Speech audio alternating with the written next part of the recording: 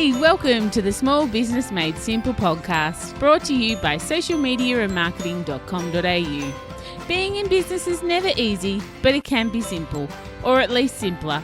Join me, your host Jen Donovan, every week where we focus on marketing, social media, and working towards simplifying your business. You with me? Let's do this. Dream it big, 'cause someone out there listening. Everyone's got a voice to give, and it's time I heard you whistling, 'cause there's no point at all, in dreaming small. Hey there, and welcome to episode 27 of the Small Business Made Simple podcast. I've got a super episode for you today. I have a really special guest. Her name is Kerry Anne Nelson, and she owns a business called Operation Verve, and she's going to have a chat to us about systems and processes, about those systems and processes perhaps we don't have in our business, those systems and processes that perhaps we should have in our business, which of course is in line and in keeping with the goals of the podcast to make our life simpler. But before we get into that interview, let's do the discovery of the week. This week's discovery may not be such a discovery for some, but maybe it's more of a did you know? And perhaps did you know how awesome it could be for your business? So the did you know is, did you know that you can send voice messages through your social media platforms to your customers, your prospects, your new connections, your followers, your likers? So basically what I'm talking about is like, if you DM someone on Instagram, you can actually record your voice instead of typing a DM. You're sending a message to someone on the LinkedIn profile. Again, record your voice. You could do it to your new connections. You could send them a little voice recording. And of course, Messenger, which is Facebook's message system, you can send a voice message. So if you've followed me for any length of time, you know I'm all about the H to H. So the human to human contact, and a massive advocate for making these social platforms just that, social. So what better way to make it more social than recording your voice and sending it out? I think we can all speak way faster than what we can type. So you might be thinking, yes, but Jen, wouldn't a video be better? And yes, of course a video would be better. But so many people out there don't like doing video. So it's just basically putting a roadblock up. I'm not going to send them a video because I don't want to do a video, or it's not quite perfect enough, or the sound wasn't great, or whatever that roadblock excuse is. And they are excuses, but that's a whole different podcast, that one. So basically, it's just putting your voice out there, just pressing a little button and saying, hey, Jan, thanks so much for connecting on LinkedIn. I'd love to hear more about the fact that you work with leadership and do executive coaching. Tell me more. Hope you're having a fantastic weekend. Catch you soon. You could just do something as simple as that. So maybe next time someone reaches out to you to connect on LinkedIn, for instance, don't type a reply back. Press the little microphone button, record a personalized message, and press send. You might be really surprised at the response you get. So let's do this, guys. Let's get more social on social by using maybe this little discovery and the sound of our voice to connect with people. All right, but let's get into our interview with Kerry Anne Nelson. I'm pretty excited to have Kerry on today. And talk about, being more social on social. Social media is where I actually met Kerry Anne, and actually we have stayed connected mostly on the LinkedIn platform. Kerry Anne, of course, is a local businesswoman. She's a business mentor and a community leader. But the two things that struck me about Kerry Anne, and the reasons why I asked her to come on this podcast and give some value to my gorgeous listeners, is that she had over 20 years experience in retail and bricks and mortar. And there's not a lot of us out there that have retail and bricks and mortar experience. And she calls herself the workplace processes architect. Now, who doesn't want to lean in more and hear about that? Systems and processes can make our lives so much simpler. So, why don't we take the time to construct and introduce these into our businesses? Well, you know what? I'm not sure what the answer to that question is either. And that's why I've got Kerry Anne on today to help us out. Kerry Anne's greatest passion is empowering business owners to scale or to help them when it comes to selling their business. So buckle up for this interview because there is going to be lots of gold in there. Thank you so much, Kerry Anne, for coming on the podcast today. I really appreciate you taking the time out to give some value to my audience. You're very welcome. It's a pleasure, Jen. Happy to be here. Yeah, gorgeous. Kerry Anne, I was just wondering, I did notice on your LinkedIn profile, and this is probably one of the things that caught my eye when I was looking into you and, thinking about some questions for today. And you had up there, which was really curious, that you were a workplace processes architect. I would love you to tell me and my audience what a workplace processes architect is all about.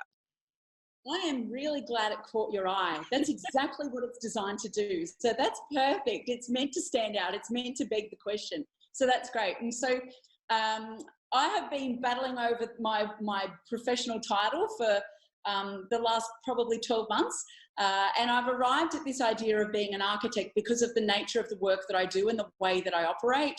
So the very dry version of what I do would be a systems process consultant, and yet that doesn't convey the strategic design aspect of what I do when I'm working with my clients. So whereas an architect does, you can imagine an architect establishing all of the elements of the brief and then pulling together key components to create a solution that fits the needs of the client. So that's what I do.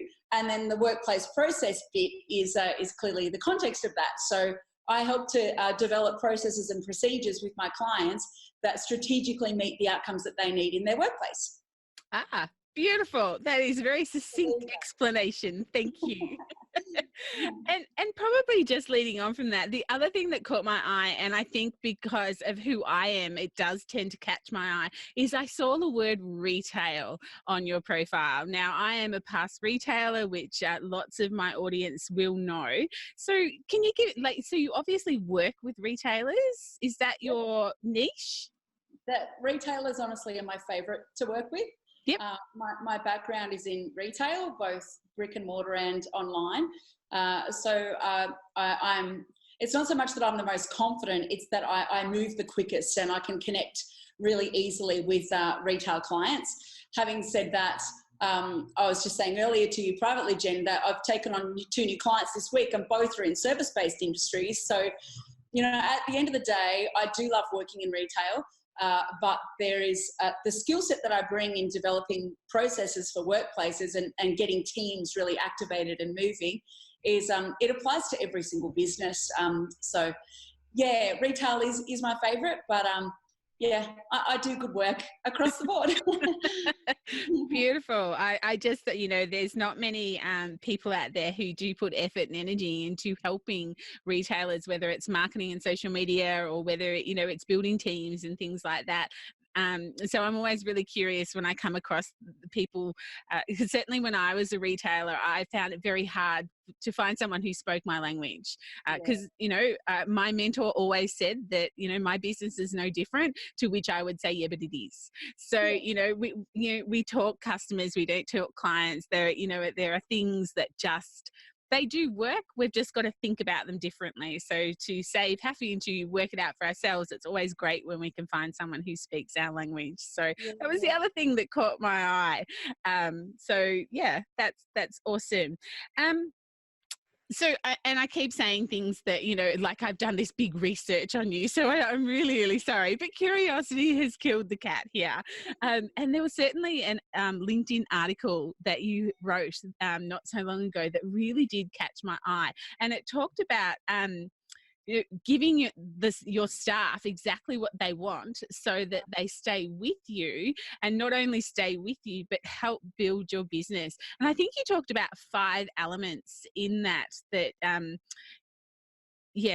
5 elements about what you can do to make your employees happy employees, so they are actually in this to help you build your business. can you elaborate a little bit? I'm not quite sure, if we've got time for all 5, but maybe, just the important ones of what you had written there. I'm really glad that you have asked me to highlight the highlights, because if you'd asked me to remember all 5, because I wrote the article recently, I don't work that way. I batch all of my content creation, so that article was written months ago. And to be completely honest, it was largely done by my VA after me putting the video and the content together. So clearly I know the content, I create a video. So this is a nice little process tip. If you're doing social media marketing, which I know this is what the podcast is about, my little process that I follow is 4 times a year, I set aside a day. I create 13 5-minute videos. Sometimes they're 7 minutes. If I'm having a really slow time trying to figure out how I want to phrase things, it might take 9. But typically I'll create those videos and then upload those into Drive. And then I will put the dot points of the key points, if there are key quotes or key statistics, and then the dot points. And then I'm very, very blessed to have an amazing VA who writes my articles for me. So she'll write them and then I edit and review. So that process means that I effectively spend about 4 days a year generating my content. And then out of that blog that she creates, she'll get the quotes and that'll turn into a new post. And she'll get the headlines, the takeaways, and that will turn into a different post. So there's a nice little way you can sort of spin your content like that. So there's a little throw-in value add for you. Beautiful. I love the fact that you are doing what you're preaching. You have a great process for that. And, and I know that this is a podcast and people can't see, but I'm a little bit green with envy about now, but yeah. Okay. So perhaps, sorry to interrupt your flow, but yeah. Yeah, okay. So as for that article, I do remember that article, and it's come from my own experience as an employer and running teams. And my employee background is actually predominantly in education. So I'm a trained teacher. But regardless of whether you're an employer or an employee, there needs to be that match, that synergy of the employee needs to get what they want, so that the employer has got a team dedicated to building the vision of the business and their personal passion. So I look at it and I think, well, every person in this equation is a real life human being, and they need to feel like they are making a valuable contribution to the workplace. They need to know that when they show up, there's something special about them as their own unique person. And if you're running a bigger business with 10, 20, 50, 100 people in the team, then there needs to be that sense of micro community that within the large corporate sort of organisation or within larger business organisation, that there are micro communities. There are people that are buddying, and there are people that are doing teamwork together, and that managers are supervising small clusters of people, so that there's an acknowledgement that what you do really matters, and you count as a human, and we don't know what we would do without you. So that valuable sense of contribution, that what they're doing makes a difference to the business, and that the big picture vision of the business, like the mission statement of the business, it doesn't just sit up there framed in the foyer or something, or in the shop front, but it's actually reflected in the actions that take place in the workplace, so that there's a sense of what I'm doing when I serve this customer, or when I create this social media post, or even when I'm ordering this stock from my supplier. I'm reflecting the business mission, and what I'm doing contributes directly to it, so that there's that cohesiveness, a sense of belonging, and that value of contribution. So that's really important. And another thing you need too is clarity around the expectations. So you need to know what a good job looks like. So often I hear in my work that people are resistant to change. Oh, I don't want to do that with my team. Oh, I don't want to introduce too much change at once. And I think that there's wisdom in that. You do need to introduce change with caution and strategically. But I don't believe that people are resistant to change. Just inherently, a core value of mine, I believe that humans know they need change. Humans want to learn, humans want to grow, humans want to train to become more employable. They enjoy the achievement that comes out of learning and change. I think humans resist the uncertainty that often comes with change. So when I think about what the employee needs in the workplace, it's about being certain of exactly what they're meant to do, when they're meant to do it, how they're meant to do it, so that even in a change situation, that it's ushered in carefully and it's really supported, a supported type of change. And that comes down to the resources that I build with my clients, with documenting and creating videos and making sure those communication pathways are open. And I've got one more. I don't want this to go on as a bit of like a whole monologue, but the last one is to make sure that they're acknowledged and rewarded for the great work that they do. So they should feel like they're important, they're making a valuable contribution, they know how to do really great work, and when they do, they're rewarded. And it could be as simple as a pat on the back, but right through to tangible rewards or having an early mark, or, you know, there are so many different ways just to say, hey, good job, you know, we really appreciate that. So yeah, that's what that's about. And ultimately that's what I do with my clients. Yeah. I did go digging and I tried to find an article. I do remember there was an article, and I think it was going back, and it's probably not new, but it was just when it came across my desk. So it might be about 2 years ago. And there was this big article about that not all staff members feel that a cash bonus or, you know, something like that is necessarily the reward that they want for doing a good job. They don't necessarily want an extra $100 splashed at them or something like that. You know, is that your feeling as well, that people Absolutely. would, you know, sometimes, you know, prefer something a bit more personal, or a pat on the back, or a real acknowledgement in front of the other teammates, rather than an extra $100 in their bank? Yes. And this goes back to my teaching days. I'm tapping into what I learned and then what I experienced in my classroom. If you over reward a child with material rewards, like let's say canteen I'm thinking primary school now because that's my background. So, you know, things like like canteen vouchers, or use of special equipment in the classroom, or special toys in the playground. If you over reward that way, the reward loses value. And that's because as humans, we don't want to feel like we're being bought off. Yeah. There's got to be something there, that intrinsic source of motivation that says it's not what I'm doing that's valuable, it's who I am that's valuable.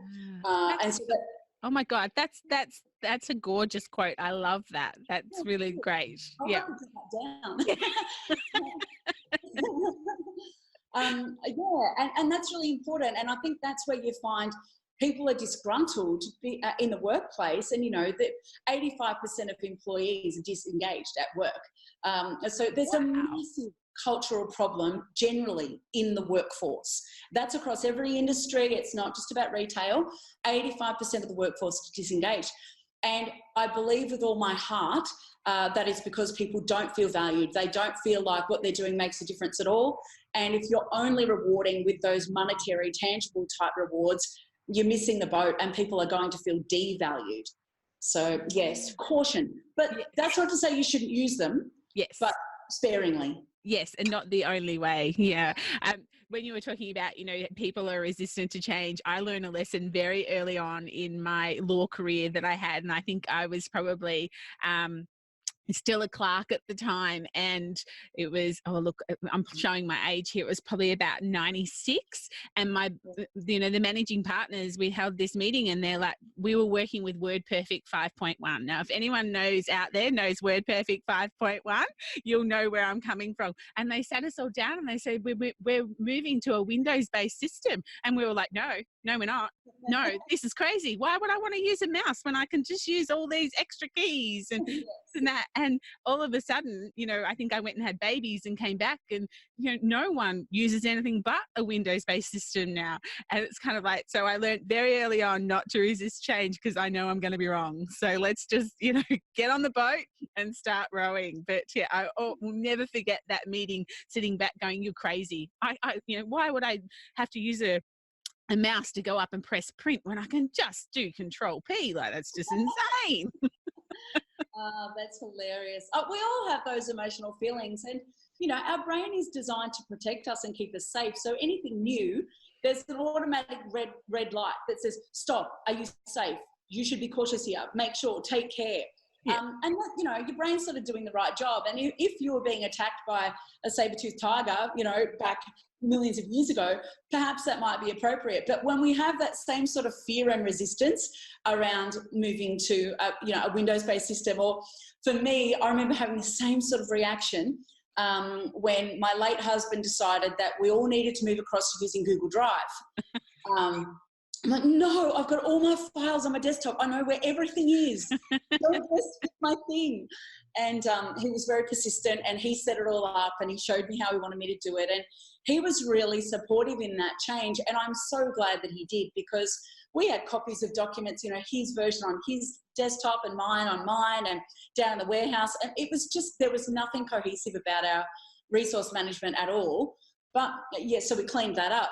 But resistance, it's very human and very natural. But I think as an employer, we need to just usher in those changes and acknowledge the fact that people need support, and they need to know that they're safe, and that the transition time is not going to be filled with fear and uncertainty, and certainly not rebuke or correction. It's got to be a really nurturing type environment. Yeah. Okay. So I guess that sort of relates to teams, but a lot of my audience, and we were saying a little bit earlier off air, we were talking about the solopreneur. So I know a lot of people that reach out to me that listen to the podcast, they really are just that, not just, sorry, that word's a terrible word. They are a solopreneur. They don't have a team. So how do systems and processes look for them? Where should they be starting or concentrating on it, and why, when it's really them? Yes. It depends on their aim with their business, If you are, I'm going to use a stereotype. I apologise if this is offensive, but I just feel like it might be an easy way to do some comparison here. If you are a mum working your business, 9 till 3, so that you can drop kids off, pick them up, and what you're doing is preparing things for the Sunday market maybe, or you've got clients that you're serving through the day, or customers that you're serving through the day in your online shop, but you're very happy that that is the way your business runs. It runs as something to bring a bit of revenue and give you a bit of a lifestyle that you enjoy. Then honestly, if you're working effectively on your own and you don't plan on putting new people on, you don't plan on expanding that business, then really you really don't need too much more than basic instructions of how to do things that you might forget. I know I do all my superannuation through my Xero now, but back before I did that, I was using a portal from the government put up. I can't remember, a small business clearinghouse is what it was. Ah, yes. Yeah, and I didn't have to do that very often. Every time I came to this stupid portal, I would forget how to do it. So I wrote up instructions for myself, and then I actually emailed them to myself, because I'm always in my email. So for that particular thing, it was the easiest to do. And I will pull those instructions up just because it was something that I just kept forgetting.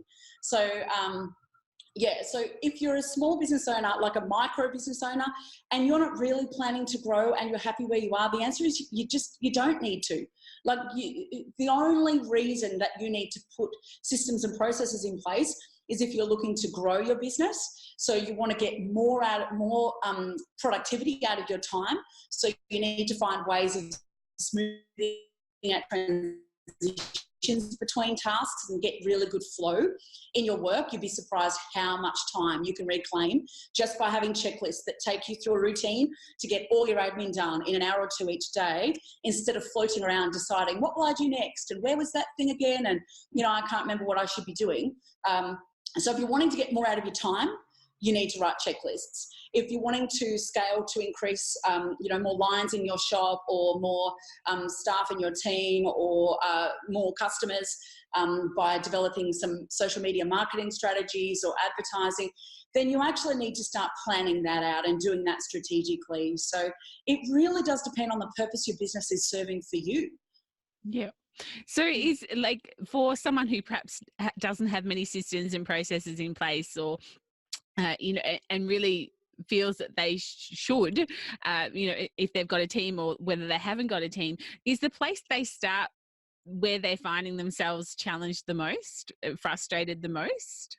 Yeah, again, it depends. If you get to a bottleneck like I was before I wrote up my little instructions for myself, where it takes you 2 hours to pay your superannuation because you just can't remember, so you've got to ring them and get them to step through again how you do it, that's a crazy waste of time. So absolutely, if you're running into roadblocks like that, smooth those out by creating some little instructions for yourself, definitely.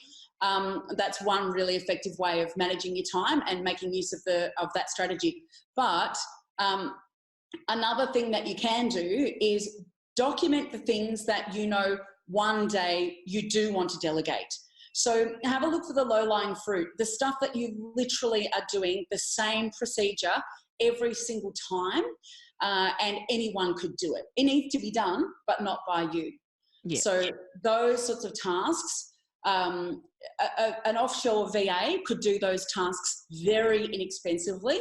You could get 10 or 20 hours of your week back, and they're just low-level tasks that can make a world of difference to getting them off your desk. So there's another way of doing it. Another thing you can document are things that are just taking you so long, and you just need to get them off your desk so that you've simply got more time. So yeah. But again, it depends on the outcome you're looking for. Yeah, look, and I suppose, as far as lists and that sort of thing goes, and I'm not quite sure if it's a process or a system, but, this podcast, for instance, I have a list up in front of me. I do this every week, and I do try to batch them, but that doesn't work so well. I'm not as good as you. But moving on from there, but, I have a list in front of me, 25 steps it takes me to do this podcast from start to finish. So from recording it here to releasing it, there's 25 steps, and I can't afford to miss any of those steps, because then people can't find the podcast where they're looking for it. So it is quite the process, and sometimes, and I just found that I needed to write it down, because otherwise I was missing steps, or, there was things going wrong. Like I'd have last week's podcast episode picture in this week's notes, or something silly like that, because I wasn't following the process. I wasn't following the list. So, sometimes, we just need those step by steps. And of course, one day I hope that I will be able to pass that on to a VA so that it goes off my desk. So I'd finish when we finish, and then it will magically appear. That's the goal. Yes, it is really wonderful to get to that point. And I think that I'm a massive advocate of having an extra pair of hands. But I think that it's often the difference that it makes is not realised, or it's not understood before you jump in and get your VA. You don't realise how many hours you're wasting in a week, and how much more money you could be making if you could actually have your hands on the money-making activities, instead of the activities that are about doing social media posting, or sending out standardized emails, or paying routine bills. Those sorts of things, someone else can be doing them while you're making money.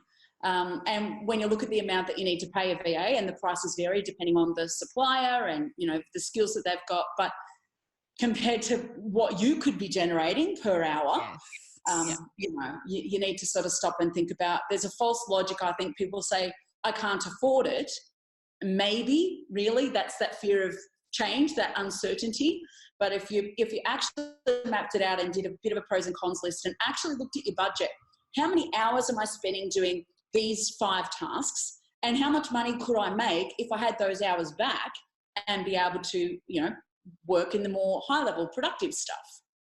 Yeah, look, the whole false free is definitely something that we talk about on the podcast. And in fact, the episode that's just being released this week is all about, ways to market your business on a shoestring. But there's a very cautious warning at the start that free is not free. Your time is worth something. And it's always, if you decide to take on one of the free marketing strategies, map your time and then think, okay, my charge out rate is X. So this free piece of marketing strategy costs me realistically X. So yeah, I think as small business owners, we do tend to forget that our time is worth something. And of course, the only commodity we can't make more of. Exactly. for me, a lot of people say that their health is their most valuable resource, and I absolutely respect that, and I take great lengths to look after my health too. I don't want to devalue that, but for me, I personally believe that my time is my greatest resource. I look after my health so that I get more time. I want to live a really long time, and if I'm healthy, I get to make the most out of my hours every day. So for me, it's about time, because even your health, dare I say it, and please hear me the way that I mean this, even your health you can clean up. You know, even you can lose the weight, you can get healthier, you can clean up your diet, you can look after your stress and anxiety levels better. Your time, once the minute is gone, like you said, you never get it back. And if you're parenting growing children, that you realise just how fast that time passes. And I try to make the most out of every minute. Yeah, absolutely. Absolutely. My children are growing up way, way, way too fast. So yes, in fact, I've got one this year who's no longer going to be a teenager. So I'm having a little bit of trouble with that. But anyway, we digress from systems and processes. But bringing up children is a system and definitely a process. So everywhere in our life. Yes. So Kerry, where should someone start? You know, what's the most important thing when it comes to a system and a process? You know, for someone who thinks that, you know, that's just going to take them too much time, and you know, definitely as small business owners we have, or I think as humans even, we have this thing of just give it to me, I'll do it faster, quicker and better. You know, it takes too long to teach you. So with that sort of mindset involved, like where should people start with a system and a process, and how important is it to the growth of their business? Yes. If they're looking to grow their business and they're wanting to increase their revenue, increase their output, increase the size of their team to achieve that, then you absolutely cannot build a business that's bigger than yourself, that's growing, unless you've got other people on. And of course, you can automate and systemize and outsource. And so it's very important to understand there are two aspects of growth. There's the growth that comes from because of the work that only humans can do, where you physically need a human answering the phone or serving the customer or evaluating the report, or, you know, whatever the business is. And then there's the growth that can come because we live in the wonderful age of the internet, where we've got so many access to so many different platforms, software, apps, that you can take advantage of that too. So for all of that though, you need to start with a time audit. So this is what I get a lot of my clients to do in the first couple of weeks of working with me. Literally have a notepad or a Word document, if you want to be like me and go paperless, and have the time of day, and then have the task that you've done, how long it took you, and then have a bit of a rough shot at what sort of activity was that. Was it an admin task? Was it a finance task? Was it a marketing task? Was it a professional development task, et cetera, et cetera. And because they will end up becoming your business departments, and they're crucial. So, so you basically, and then in the last column, you jot down the frequency. How often is this task done? Is it done twice a day, once a week, only once a quarter? And you keep a journal like that for a couple of weeks. And what you want to do is have an overview. You might think you know what you're doing with your time, but if you have not stopped and done an audit of how you're using your time, I guarantee you'll be surprised. And out of that, I'm scared, or really, really scared. Yes. It is very eye-opening, let's say. But see, there's this really great quote that I love, that if you're too busy to make systems, you'll always be busy.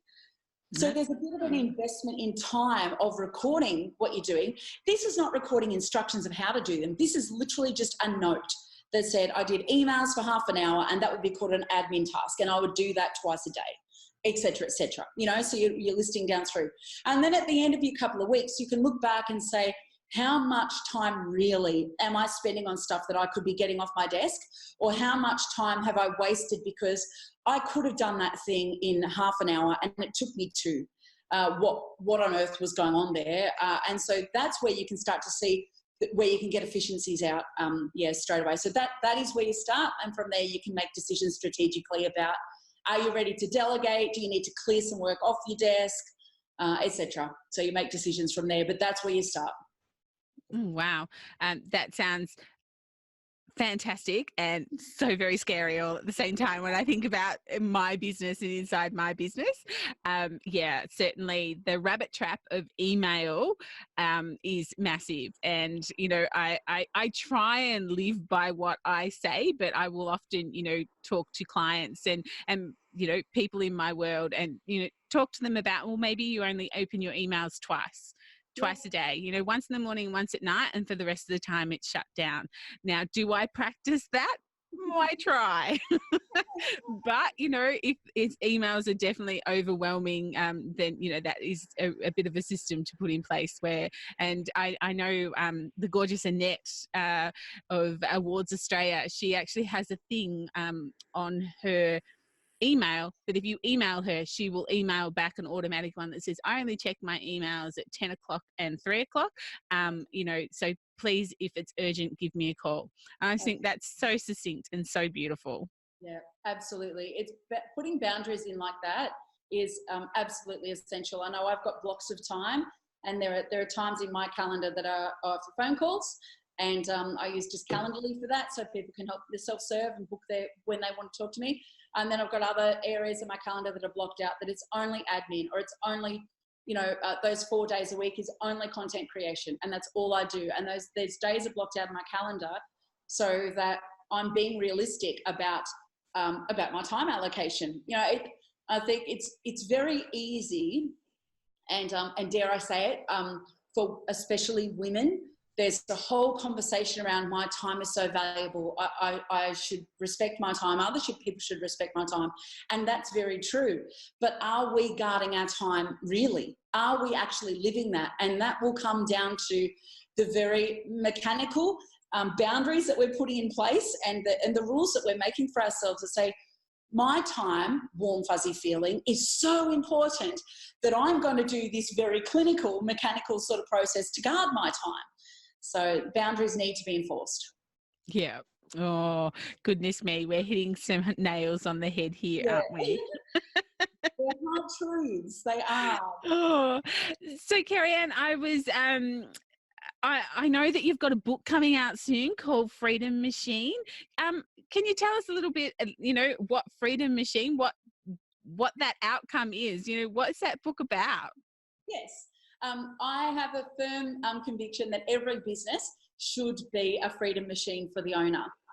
So the purpose of a business existing is to make profit and to give the owner the lifestyle that they chose. So whether you're an absolute workaholic and you love working your 16-hour days, or whether you've been doing that for the last 20 years and it's about time that you got something back, every business should function as a freedom machine. And that means providing the resources that you need to be able to create lifestyle choices. So my book is literally about how to turn your business into a well-oiled machine that can run without you. And I go through 40,000 words, all about systems and process. It's the most unsexy book you'll ever read. But the results really are sexy. And if you can get behind the work that you do and put yourself in the driver's seat instead of being driven by your business and all of the demands of a busy day, if you can get behind that and start to do what we've been discussing, pulling out those tasks you can get off your desk and finding ways of streamlining and outsourcing, automating. If you can get rid of that stuff, you'll find that you've got a bit of choice back in your life, and your team will be more confident and certain, and you'll be able to have growth that's so much more sustainable because it's running predictably with stability. And that does open up the freedom that you get to choose what you want in your life.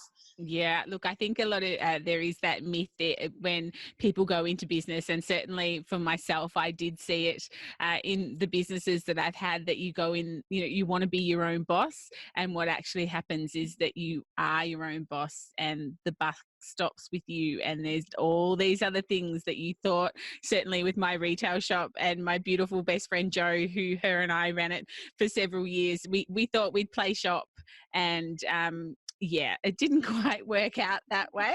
But look, in the end, we built ourselves an amazing business that we sold quite quickly, which was really the end game at the end of the day. But yes, we thought we were getting more freedom. Yeah, it didn't quite work out. And I'm sure there's a lot of business owners out there shaking or nodding their heads. Absolutely. When I do my talk, I speak to a lot of small business groups and business owners. And one of the questions, I'm giving away my punchline now to your lucky audience. So I'll often say, who started their business because they really love admin? And there's a bit of a chuckle. Yeah. And then I'll say, and who started their business because they really love working right the way through weekends? And who started their business because they absolutely do not want to spend time with their family or their loved ones? And by that time, it's clearly just a joke, because at the end of the day, so many entrepreneurs start their business because they want autonomy, they want lifestyle choices, they want freedom with their time. And if you naively go into a business building endeavor thinking that you are going to instantly have more time and you can work your own hours and that laptop lifestyle, there's work that needs to be done. But the more groundwork you put in that the first startup period, the more that the business can snowball, and you can start to see growth that is not completely grueling and soul crushing on that time management front. So whether or not you're starting out in business, or whether you're seasoned, 20, 25 years in or anything, there's always time for change. If you don't have systems and processes in place, there is somewhere to start, and you can, start developing them to perhaps get that elusive freedom that I think a lot of us went into small business thinking we were going to get. Yes. I know for me, I'm turning 44 in about 6 weeks on the 2nd of July.